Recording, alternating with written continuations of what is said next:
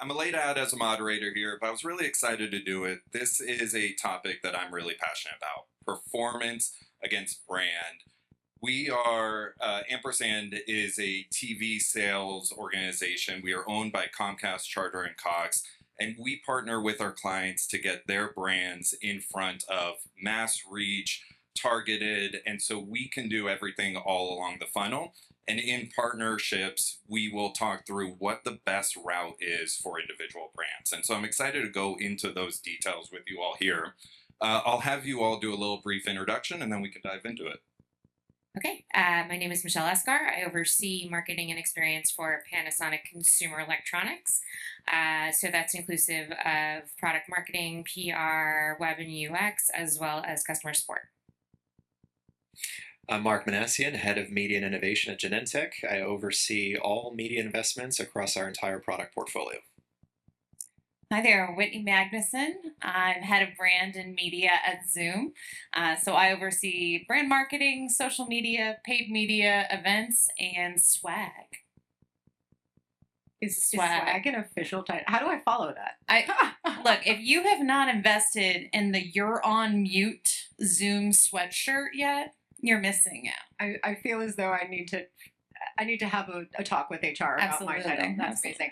Hi everyone, I am Marissa Yoss. I have the wonderful privilege of leading media and brand marketing for Wyndham Hotels and Resorts. Awesome, thank you. Okay, so brand and performance, is this an actual issue? I'm curious if there's any examples in your life. Whitney, I'm going to toss this one to you because I think there's one that's close to your heart here. I'm curious about, in your world, where brand versus performance comes into play. Yeah, thank you so much for that, because it's a great question. Zoom is really in the middle of a moment of transformation right now, where we have 97% unaided brand awareness, which is enviable. Anybody wants that. But the challenge is that so many people still just think of the brand as the video conferencing solution that they knew from the pandemic. So for us, it's actually about how do we start to go beyond just brand awareness and connect brand perception all the way down into demand and the lower funnel, so that they're starting to understand our AI capabilities, our line of business solutions, so many of those things. And so we actually just recently introduced a new brand demand operating model within our marketing department that's meant to kind of connect all of that together. And as part of that, just launched, as in last week launched, our biggest advertising campaign ever. And it's really meant to give the brand halo to those demand efforts. So you think of Zoom as this very like B2B focused entity, but really what we're seeing when I started working at Zoom, I kept hearing, "Oh, you work at Zoom. I hate XYZ competitor." I'll let you fill in the blank there. And that really showed us that, like, we have this moment of customer love, and we thought that gave us permission to actually go to the end user and create a campaign that spoke to them as a way of reaching our buying group. And so that kind of just shows how we're turning that on its head maybe a little bit.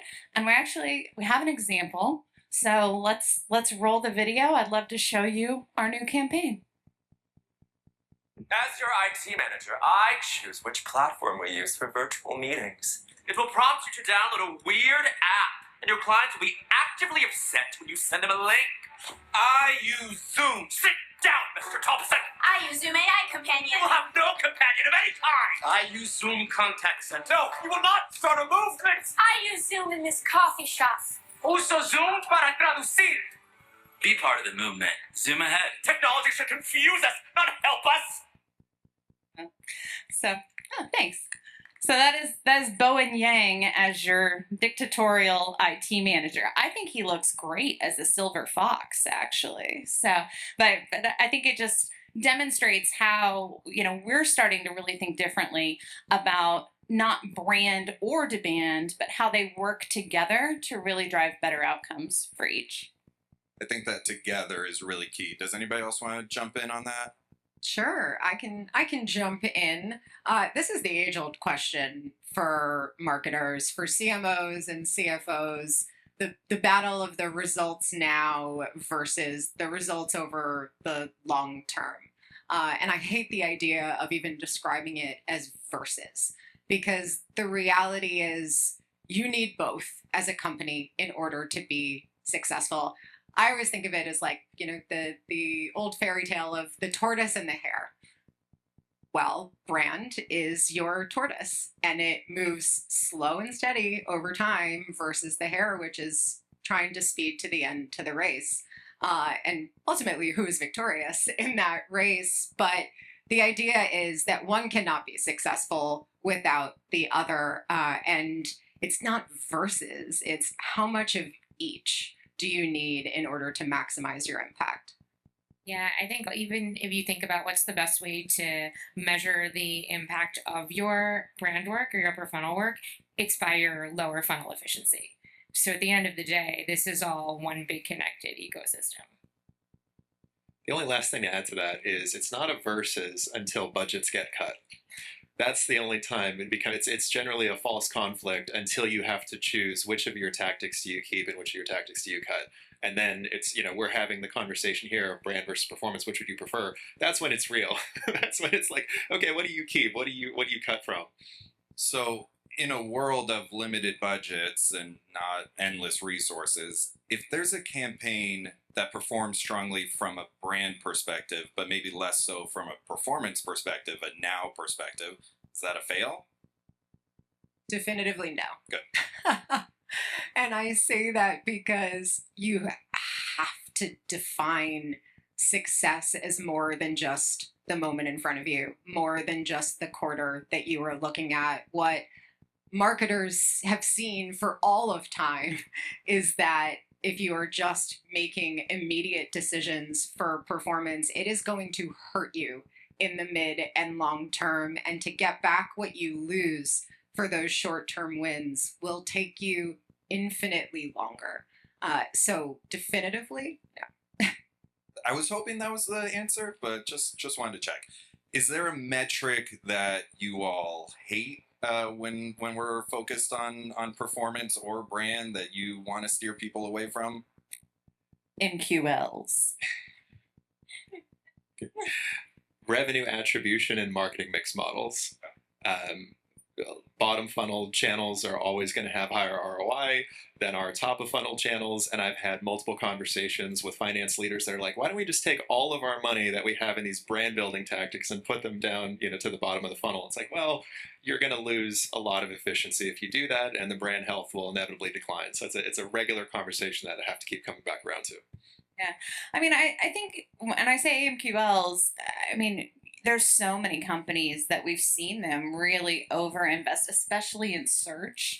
And then now with so many people turning to generative AI models and away from traditional search, you're seeing those CPAs just skyrocket, and you've even heard it come up in earnings calls for different groups saying that, oh, we're soft this quarter because of what we put in search. And I think it's starting to finally show. We've all been saying it for years, but if you're not investing in your brand, then eventually, it's going to come due, and it's coming due for a lot of brands now. Yeah, if you think about traditional search versus AI enabled search, if nobody knows about your product, it's not in the consideration set. Your bottom of the funnel tactics are not going to work. They're not even going to show up. The algorithm isn't even going to serve them. And so the reason why I say definitively it is still successful is because the reality is you have to shape how you think about it the appropriate way. I have a love-hate relationship with ROI, to answer your question. I love ROI, but I like looking at long-term ROI versus short-term windows. The long-term ROI is going to normalize for that brand halo, that brand contribution that makes your lower funnel metrics actually efficient. What we've seen is the halo of our brand spend is so crucial to actually being able to sit in front of our executive team and say, wow, this lower funnel stuff is really efficient, but look what happens when you stop spending on the brand. And the impact of that is pretty fast. Yeah, we've done it actually. I have to say, almost to prove a point, is just shut down the upper because there were just so many meetings of, well, look how well search is working and look how well this is working. And even, some of it, whether it's Performance Max or something else, at the end of the day is still just picking up on that same branded demand. Let's cut these other things that cost so much more. And it's like, I mean, you ride until the funnel is empty, and then you absolutely nosedive. Like you're off the grid entirely, and like you said, it takes so much longer to build that back up. Let's talk a little bit long term. Marissa, you mentioned it. 2-3 year long term vision. Is there a preferred media investment for each of you to build that long term success? Media investment in terms of channels. Yeah. What do you see as popped for long-term success? I think looking at long-term success is probably a little bit short-sighted just with the speed of how things are changing. Our brand mix continues to evolve, and I think people talk about the funnel collapsing. The reality is you can message for brand awareness, you can message for conversion across almost any channel. You could even use paid search as an awareness driver. So I would be reluctant to stake a claim or draw a line in the sand about what the future looks like, particularly while we're sitting at CES. But I think I'm avoiding your question. That's all right. I mean, I'd agree with that, right? I think for us, the journey now, where we are putting more emphasis into brand and consumer perception and all of those things, we are slowly, quarter by quarter, shifting dollars away from the demand and into the brand side of things. And so, the channels kind of follow those different tactics. But the reason that we're able to do that is by investing in the brand, we're actually seeing more efficient demand spend. So it's giving us those dollars back. I forget the source. I think it was maybe Forrester or something a few years ago that said essentially an analysis they did was every dollar spent in brand returned at least 3 to the company. And you don't necessarily see that same return with the lower funnel spend. I'm kind of on the opposite end of the spectrum in terms of pharma. Obviously, long history of brand building, especially through linear TV, long form creative. So we're actually pushing in the direction of trying to champion performance marketing and media tactics. So it's, we still want to drive awareness for new products, but can we do that through streaming audio? Can we do that through online video? Can we use paid social across all stages of the funnel, to drive awareness, consideration, conversion? So a lot of these questions too are around how do you balance, how do you protect the brand and brand health? But especially the pharma industry, it's on the other end. Long history of brand building, but not as much of performance marketing or media tactics. There was a similar panel here at the very start of the event, and somebody was talking about just like this idea of there is no conflict between performance and brand as long as you're focused on the customer. Panasonic, I oversee multiple categories of business. There is no one size fits all. I think we all understand that. So, and even my favorite tactic as of this afternoon probably is going to change in the next hour when someone stops me and tells me about something cool and new where my customers already are. So I think it's just like deeply, deeply understanding your customer and making sure that you're consistently where they are. Well, I think that's also a great point because consumer preferences change, right? And so what we're really seeing too is consumers re-embracing events and webinars in a way that we hadn't seen in the past several years. And I mean, personally, I think that's a direct response to a lot of the AI slop that's out there. People want something that they feel is personal, curated, tangible, and so we're seeing a big return to events that's not really even something you would think of as a traditional channel. It's so funny that you bring up the AI slop. I lead marketing for a travel company. And it would be very easy. I say this as our creative lead is here. It would be very easy for us to pick a picture of a beautiful beach with a perfect palm tree and a gorgeous man or a gorgeous woman, and make an ad out of that. But at Wyndham, we exist to make hotel travel possible for all. And we are responsible for showing what for all means. And so we spend a lot of time focused on showing real people having real travel moments and experiences. Now, don't get me wrong, AI helps to enable scale and velocity and all of those things. But as we think about, you were talking about demand before, we talk about it as growing demand. That's our brand focused spend, and capturing demand. So for us, it is all about the booking. It is all about the loyalty join of our Wyndham Rewards program.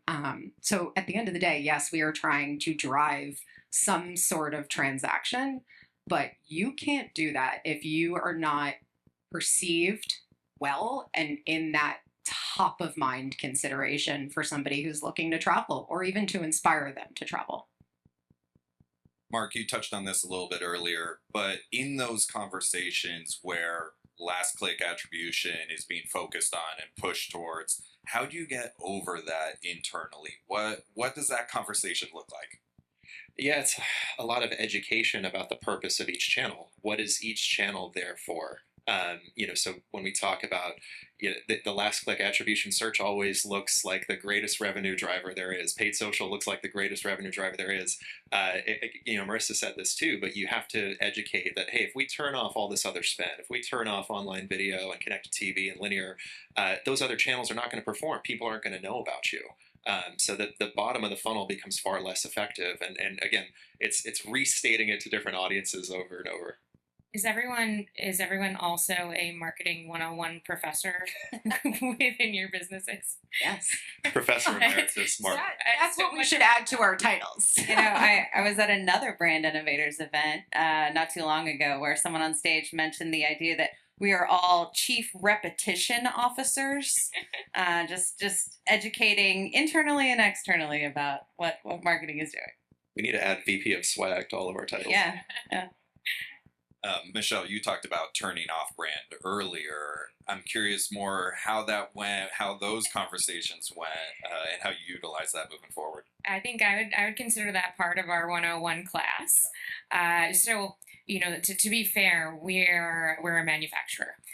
We're still learning to be a brand, and so that means that you have incredibly talented engineers and accountants and people all over the company who love math, and performance has lots of math, and it looks great, and it's very easy to understand. And we leaned into that hard for a long time, and then I realized, oh my God, I have to completely back the truck out of here because you don't have the same kind of math at the top. And we were getting into those troublesome places where people did want to start to stop that work. And now I'm spending so much more of my time, still math, different math, showing it the entire funnel all the way through, showing you like how from the top all the way to the sale. We've come to a place, it's almost like an aha moment, because in marketing, we all report, we think, we plan from the funnel, working your way down to the sale. I have realized that when you are working with people who are not marketing, start backwards. Start with the sale and then work your way up. In 2, 3, 4 years, do you think you're having the same conversation? Do you think each of you Oh God, I really hope not. Yeah. But probably. Yeah. How about each of you? Do you think the world looks the same in a couple years as media changes, fragmentation builds, and comes back AI will be together? doing our jobs by then, though, so that'll be helpful, I think. Perfect. One of the things that I'm looking forward to in the next couple of years is, can you effectively tell brand stories that you wish to tell on channels that were not historically thought of as brand building channels? So you mentioned search can be used to drive awareness. Paid social is one of my favorite, most versatile channel. As we strive to achieve the balance between brand building and performance, can we leverage the same channels differently in order to do both? And you're also seeing the channels change. There's different media formats being introduced to what was historically an online video platform or was historically a paid social platform. So as they become a little bit more ubiquitous, your media mix is going to have to change too, along with consumption patterns, which are changing drastically. I mean, how many times have we all heard that it's going to be the death of marketing, right? I mean, streaming was going to be the death of marketing because if everybody cut the cord, they wouldn't be able to see TV commercials. And then, then it was cookie deprecation is going to be the death of marketing because nobody's going to be able to track anything. And now AI is going to be the death of marketing. So, but I love conferences like CES because I'm meeting so many amazing ad tech vendors and channels that are coming up with really innovative solutions. And at the heart of those solutions is usually thrilling consumers, giving them a better experience, giving them an experience that they want and are choosing. And so I think, Michelle said it, just keeping the customer at the center of your activity. As long as you focus there, then that should be your gold star. I love what you said about consumers. I think, at its heart, advertising has always been about people and what makes people do the things that they do, purchase, engage, whatever your goal is. Advertising is about people. It's about consumer behavior. So AI is going to make us better, smarter, faster, all of those things. We absolutely have to embrace it. But it's always going to be about consumer behavior and consumer instinct. And people are the ones who are really good at that. So to answer your question directly, I think in 2 years, we will probably still be having the same debate about brand versus performance. I don't think that's bad. I think it is literally the first debate that was ever had about marketing. I think about how brands grow. I still have my copy of it, not digital, paperback. It is the age-old debate. And so as marketers, we have to be very comfortable being professors of marketing 101, being data-driven storytellers, making sure we know how to use the data to ensure that we are able to break through with consumers consistently. Constant education internally with agency partners, I can only imagine. Do you all want to dive into the role of agency partners a little and how those relationships are built and formed with a focus on brand and performance and the balance between the two?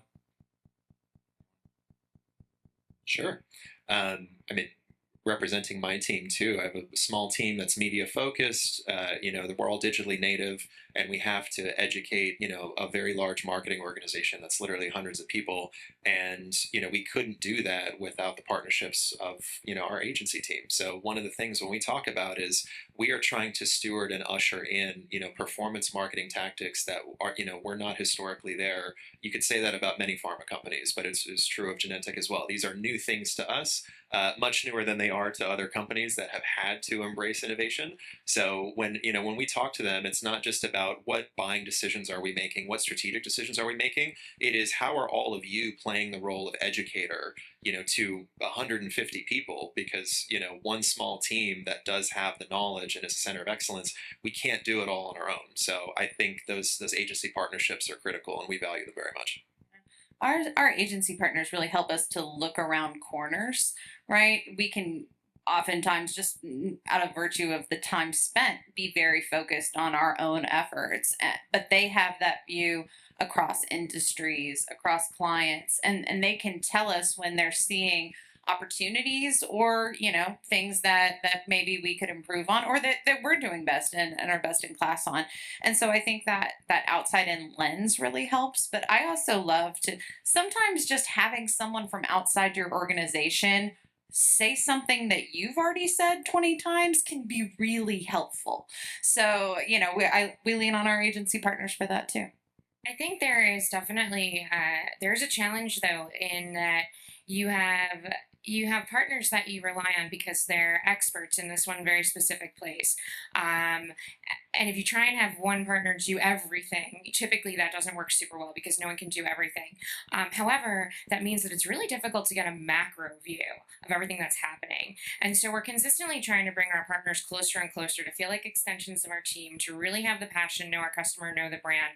But what I'd like to see more, honestly, moving forward is partners embracing and working together when they're on the same account. I want to kind of work on reducing some of that competition that kind of naturally comes up, because the reality is if everyone is working together, and I used to work on agency side, so I do get it, everyone will be successful together, and then everyone will make more money together. I totally agree with everything that you just said. I came from an agency background as well, and I know how hard it is to collaborate across ecosystems. What I would say about our team is we want them to actually take on our business as their own. We actually ask them not to call us their clients at all, so that they could come into our universe, absorb our business in the same way that we think about our business and care about it in the same way. And I think you can talk to them after if you want. I think it's been very empowering to be a part of that process. We created this thing that we call the timeout card. And we can both play it. I'm a late in life adopter of Uno, so imagine like an Uno timeout card. It allows us to make the best possible decisions on both ends.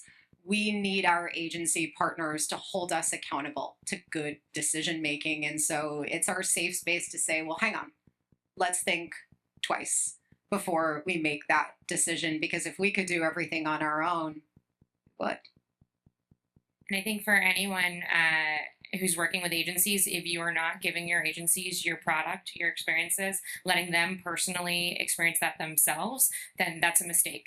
Because if you want them to be a part of your team, you want them to be passionate about your brand, then they've got to actually be users of your brand. Yeah, and I mean, to what you said, Marissa, that it's so important to have partners that you trust enough and that trust you enough that they can push back on you. I mean, with so our commercial that you saw earlier, we worked with Colin Jost's agency No Notes to create that commercial, and there's a line in the beginning that Bowen Yang says of. I choose which software you will use for virtual meetings. And we really pushed on that. We said, we don't want to say virtual meetings. We want to say collaboration. And they said, no one knows what that means.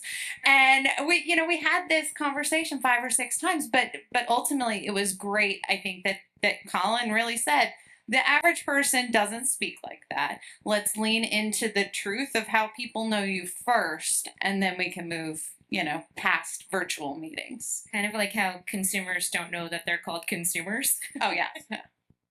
I love that. The first question we always ask ourselves is anybody going to care other than the people sitting in this room? So thank goodness for Colin Jost. Colin Jost, man. There you go. Okay. All right. So you each, in your own way, stated essentially it's not one or the other. It's not brand versus performance. Last question, what would be one piece of advice that you have for marketers to find the right balance? How do you find that right balance? I can go first. Just remove the verses. Yeah. Don't allow others to pit those things against each other. It's upon us, it is our responsibility to do the education that one cannot be successful without the other. Yeah. I would say, start by deeply, deeply knowing your audience, whether that's through, customer research or focus groups or, studies that you need to do. Deeply understand who you're trying to talk to, and then understand their media behavior and go from there. Took a version of my answer. It's understand, in our case, your patient population, your healthcare provider population. What is the universe of people that you're speaking to? And, what is the role of each channel that you're investing in? So, you need to make people aware of you first. You have to build trust and equity in the brands, especially for healthcare products, and then understand where you can gain efficiency through performance. Agree 1,000% on understanding your customer, training your teams in empathy, and then using tacos, total in, total out, as your one key KPI overall, because then there's no distinction between brand and performance. It's awesome. All right. Well, thank you all for the time. Thank you for listening. Let's hear it for this amazing group. Thank you.